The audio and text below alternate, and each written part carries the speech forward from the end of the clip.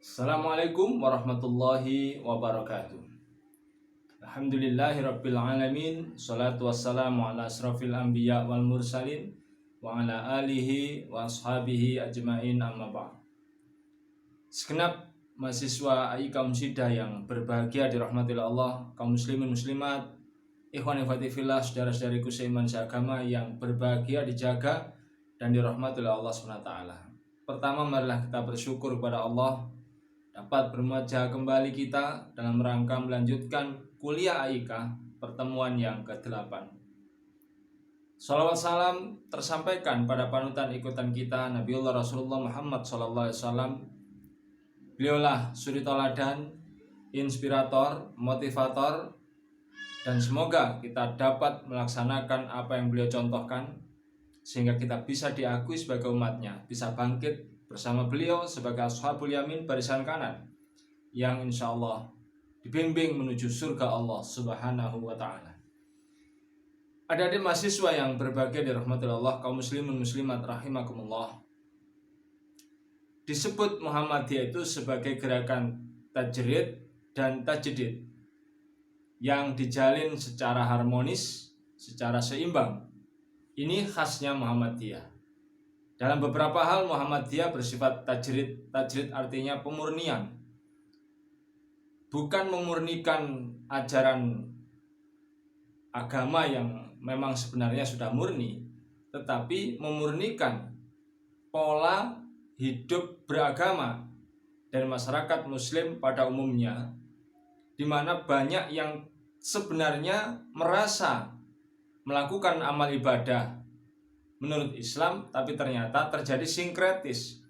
Mereka sesungguhnya menyerap ajaran-ajaran di luar Islam, lalu kemudian diamalkan seolah-olah itu adalah ajaran dari Islam. Maka tajrid membuat upaya Muhammadiyah membersihkan sinkretis, yaitu masuknya ajaran-ajaran yang bukan dari Islam untuk kemudian tidak dilaksanakan karena memang bukan ajaran Islam. Nah, itulah yang membuat jamaah Muhammadiyah secara umum, apabila mereka disodori tentang amaliyah atau ibadah-ibadah, pertanyaannya selalu sama. Mana dalilnya? Mana dalilnya?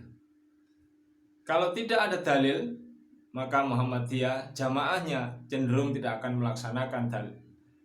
Yang maksud kami tidak akan melaksanakan ibadah-ibadah di mana tidak ditemukan dalilnya yang sahih, yang qat'i, yang pasti, yang benar, yang telah jelas sanad dan matannya. Inilah yang kemudian Muhammadiyah selamat dari berbagai amaliyah yang bukan dari ajaran Islam.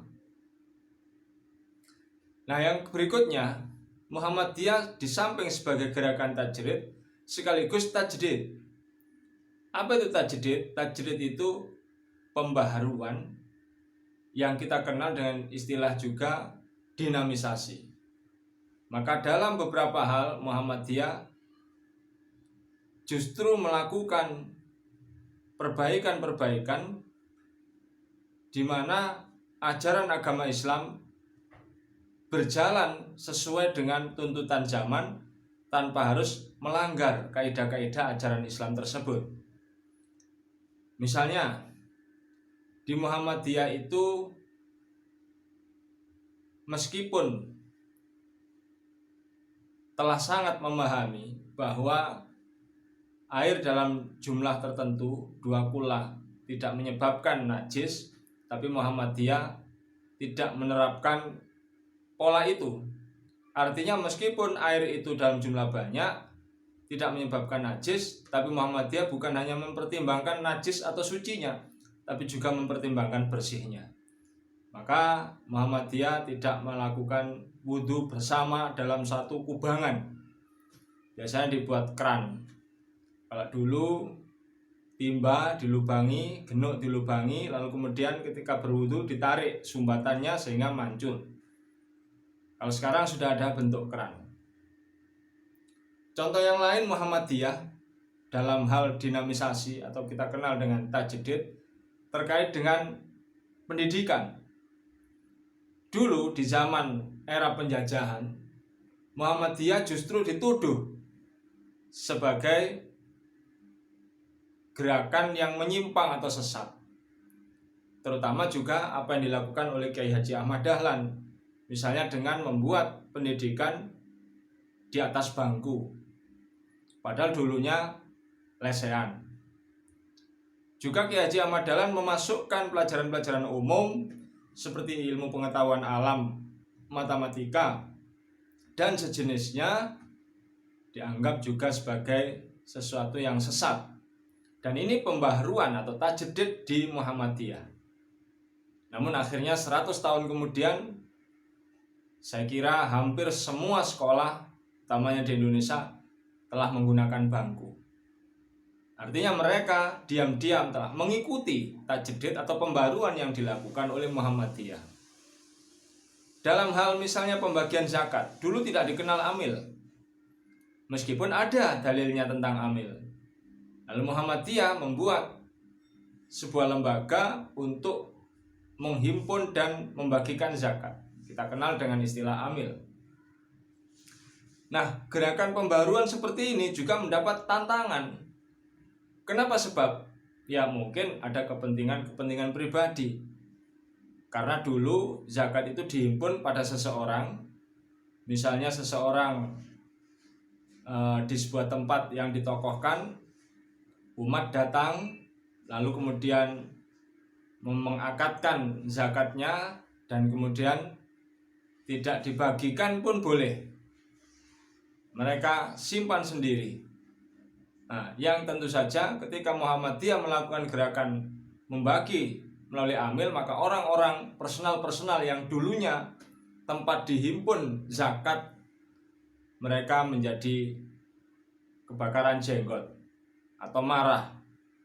Nah, inilah tantangan dakwah di masa itu, dan di setiap zaman ada tantangannya.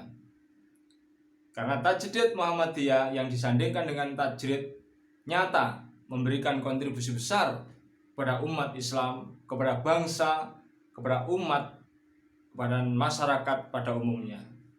Pendidikan akhirnya dinikmati seperti yang sekarang kita alami.